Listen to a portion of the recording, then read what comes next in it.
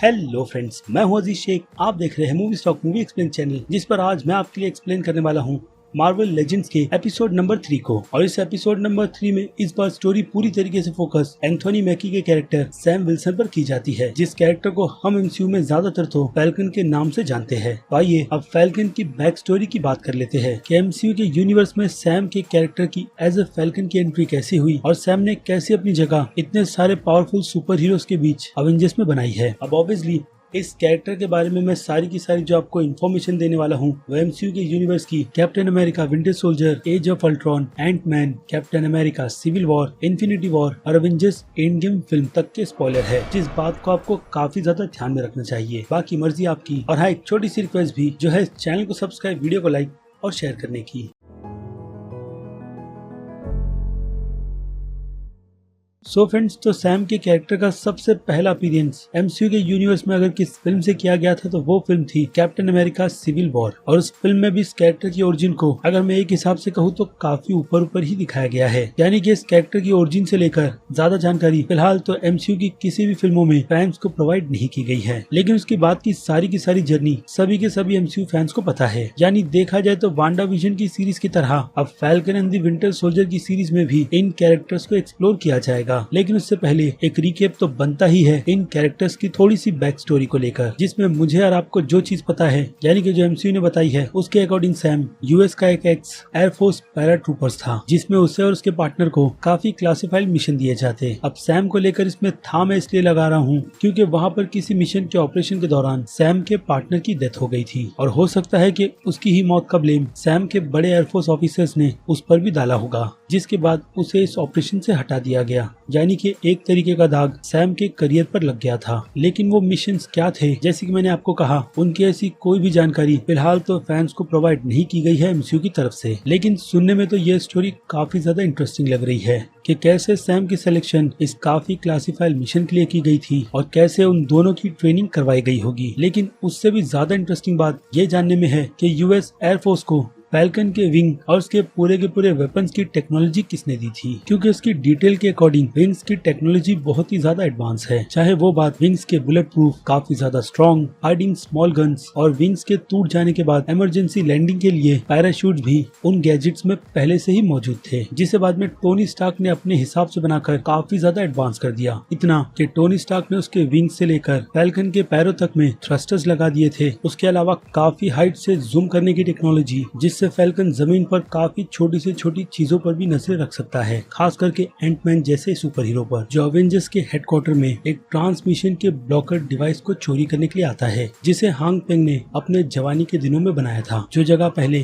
Tony Stark का base था। लेकिन एंटमैन काफी चालाकी से अपने उस मिशन को सक्सेस कर लेता है, क्योंकि अवेंजर्स के हेडक्वार्टर में सिवाय फैल्कन के और कोई भी सुपर हीरोज नहीं रहते। लेकिन हाँ, वहाँ पर जो कुछ भी होता है फैल्कन उसकी पूरी की पूरी जानकारी नताशा यानी कि ब्लैक विडो को दे देता है, वो भी ये कहकर कि अवेंजर्स के हेडक्वार्टर में जो उसके साथ हुआ वो किसी को भी पता ना चले। और इसके अलावा फैल्कन का एक छोटा सा अपीयरेंस हमने Avengers as of Ultron film के एंड में भी देखा था, जहां उसे कैप्टन ने अवेंजर्स की टीम में शामिल कर लिया था, जिस टीम का हिस्सा बनने से सैम पहले तो स्टीव को मना कर देता है उसी फिल्म में दिखाए गए पार्टी के दौरान, बट फिल्म के एंड में वो इस ऑफर को एक्सेप्ट कर लेता है और उसके बाद सीधे एंटमैन फिल्म में फैल्कन अवेंजर्स की उसी जिम्मेदारियों को निभा रहा था। लेकिन मुझे आपको इस वीडियो में फैल्कन के अवेंजर्स के टीम में आने से पहले की स्टोरी बतानी है। तो आते हैं फिर से फैल्कन के टोनी स्टार्क के बनाए गए काफी अपग्रेड विंग्स पर, जिसमें टोनी स्टार्क ने रेड विंग जैसे ड्रोन को भी इंक्लूड किया था, जिसे फैल्कन अपने हाथों पे लगे हुए गैजेट से पूरी तरीके से कंट्रोल करता। और अवेंजर्स इन्फिनिटी वॉर फिल्म में टोनी स्टार्क ने फैल्कन को और 2 ड्रोन्स दे दिए। इसके अलावा विंग्स में और भी ज्यादा अपग्रेड कर उसे पहले से भी काफी ज्यादा स्ट्रॉन्ग कर दिया कि सैम उसकी मदद से थैनोस के आर्मी के एक बड़े चितौरी गोरिल्ला को भी काफी आसानी से मार देता है, जो सीन हमें अवेंजर्स एंड गेम फिल्म की एंडिंग बैटल में दिखाया गया था। लेकिन ये सारे के सारे अपग्रेड्स सैम के एवेंजर्स की टीम ज्वाइन करने के बाद हुए थे। लेकिन उसकी पहले की टेक्नोलॉजी भी काफी ज्यादा अच्छी थी, जो कोई आम शख्स तो बना नहीं सकता। और अगर उस शख्स की बात करें तो एमसीयू की फिल्मों के अकॉर्डिंग टोनी स्टार्क के काफी सारे कॉम्पिटिटर है, जिनमें से हमने एमसीयू के यूनिवर्स में एडविच काइलिन जैसे कैरेक्टर को भी देखा था, जिसकी डेथ उसी फिल्म में हो गई थी। लेकिन अब ये डेथ कितनी ज्यादा एक्यूरेट है उसका फिलहाल तो मुझे ऐसा कोई भी आइडिया है नहीं, क्योंकि अभी रिसेंटली एडविच के कैरेक्टर का रोल प्ले कर रहे एक्टर गाय पियर्स ने ये कहा है कि अगर उन्हें एमसीयू की तरफ से अगर बुलावा आएगा फिर से इसी एडविच के कैरेक्टर का रोल प्ले करने के लिए, तो वो पूरी तरीके से रेडी है अपना कमबैक एमसीयू में करने के लिए। लेकिन इस पॉइंट पर मुझे इतना ज्यादा बिलीव नहीं है जितना बिलीव मुझे जस्टिन हैमर के कैरेक्टर में है, जिसने बिजनेस में टोनी स्टार्क को टक्कर देने के लिए क्या कुछ नहीं किया। और अब कुछ रूमर या फिर कहूँ थोड़ी बहुत कंफर्मेशन के हिसाब से ये बात भी कही गई है कि सैम विल रॉक का कैरेक्टर जस्टिन हैमर हमें वॉर मशीन की अपकमिंग सीरीज आर्मर वॉर्स में नजर आ सकता है, जो कि आना भी चाहिए। लेकिन इसके अलावा जो कंफर्मेशन की गई है वो है falcon and the winter soldier का सीजन 2, और साथ ही साथ ये बात भी कही गई है एमसीयू की तरफ से कि इसके सीजन 2 का title falcon and the winter soldier तो नहीं रहेगा। यानी कि ऐसा भी हो सकता है कि इन दोनों कैरेक्टर्स को सेपरेट कर इन दोनों को ही अलग अलग स्टोरीज की अलग अलग सीरीज दे दी जाए। अब हु नोस कि इस एमसीयू के यूनिवर्स में सीरीज को लेकर आगे और क्या क्या एक्सप्लोर किया जाएगा। लेकिन फिलहाल तो यहाँ पर बात चल रही है सैम की, तो आते हैं फिर से उसी की स्टोरी पर, जिसकी नौकरी चली जाने के बाद सैम ने अपना पूरा फोकस उन मिलिट्री सोल्जर्स पर कर दिया जिनके पास्ट उन्हें अब भी सताते हैं, जिस पास्ट में उन्होंने वॉर के काफी गंभीर हालात भी देखे होंगे और उसके बाद की जिंदगी भी, जिसमें वो खुद को अकेला और बहुत ही अकेला महसूस करते हैं। और फिल्म में हम ये भी नोटिस करते हैं कि स्टीव जब सैम से मिलने के लिए वहाँ पहुँचते हैं तो वो भी सैम की इन बातों को बहुत ज्यादा ध्यान से सुनते हैं। ये चीज हमें एग्जैक्ट ये भी बताती है कि क्यों कैप्टन अमेरिका ने अवेंजर्स एंड गेम फिल्म के एंड में बकी को छोड़कर सैम को चुना अगले कैप्टन अमेरिका के लिए। तो चलिए अब उस टॉपिक पर बात कर लेते हैं ताकि आपका वो डाउट भी पूरी तरीके से क्लियर हो जाए। वेल, सैम की स्टोरी को जिस तरीके से हमारे सामने प्रेजेंट विंटर सोल्जर फिल्म से किया गया था, कुछ वैसा ही दर्द भरा पास स्टीव का भी था, जिससे वो बिल्कुल सही तरीके से डील नहीं कर पा रहा था। लेकिन जब स्टीव की मुलाकात सैम के कैरेक्टर से हुई तो वहीं से सैम ने स्टीव को गाइड करना शुरू कर दिया, जैसे कि इस दुनिया में उन्होंने कौन कौन सी चीजें मिस कर दी है, खास करके म्यूजिक को लेकर। तो सैम वहाँ पर स्टीव का एडवाइस ट्रबल मैन के साउंड ट्रैक सुनने के लिए देता है, और इसके अलावा उसके लेक्चर में तो हमें उन दोनों के पास्ट की चीजें बिल्कुल सिमिलर होती हुई नजर आती है। और यही नहीं,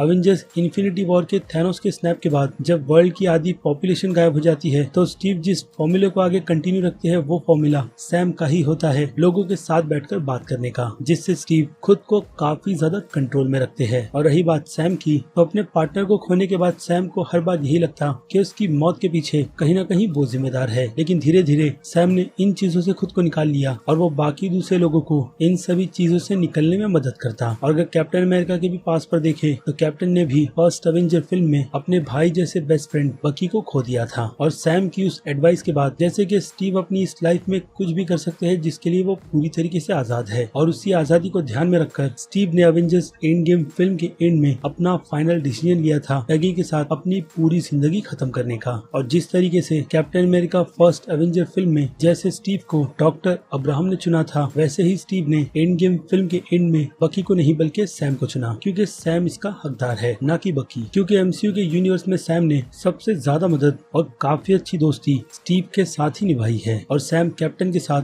हर एक मोमेंट में आग बंद कर खड़ा था, भले से ही कैप्टन के डिसीजन सही हो या फिर गलत। यानी कि एक तरीके की जोड़ी कैप्टन अमेरिका की ज्यादा बकी के साथ नहीं बल्कि फैल्कन के साथ है, जिनके बॉन्डिंग के बीच की एग्जांपल अगर मैं एमसीयू के यूनिवर्स के बाकी दूसरे कैरेक्टर्स को ध्यान में रखकर दूं तो आयरन मैन और रोडी और वांडा विजन तो है ही। खैर, तो कैप्टन के डिसीजन पर आते हैं, जिस डिसीजन में कैप्टन को शील्ड से पूरी तरीके से छुपना होता है, और फिर यहाँ से कैप्टन सीधे सैम के घर पर जाते हैं नताशा के साथ, जहाँ पर कैप्टन को ये पता चलता है कि सैम कोई मामूली पैरा ट्रूप्स नहीं था। यानी कि सैम बिल्कुल क्लियर है कि वो कैप्टन की मदद किसी भी कीमत में करना चाहता है, भले से ही इस मिशन में उसकी जान ही क्यों न चली जाए। जिसके बाद कैप्टन उसे वार्निंग भी देते हैं, लेकिन सैम उस वार्निंग को इग्नोर कर जैसे कि मैंने कहा कैप्टन की मदद के लिए रेडी हो जाता है। और फिर क्या है, captain America Winter soldier film में हम देखते हैं कि कैप्टन सैम, नताशा और निक फ्यूरी के साथ मिलकर शील्ड को पूरी तरीके से एक्सपोज कर देते हैं, जिसके बाद गवर्नमेंट को ना चाहते हुए शील्ड को बंद करना पड़ता है। और इसी मिशन के बीच स्टीव को ये भी पता चलता है कि विंटर सोल्जर और कोई नहीं बल्कि बकी ही है, जिसके ब्रेन को हाइड्रा ने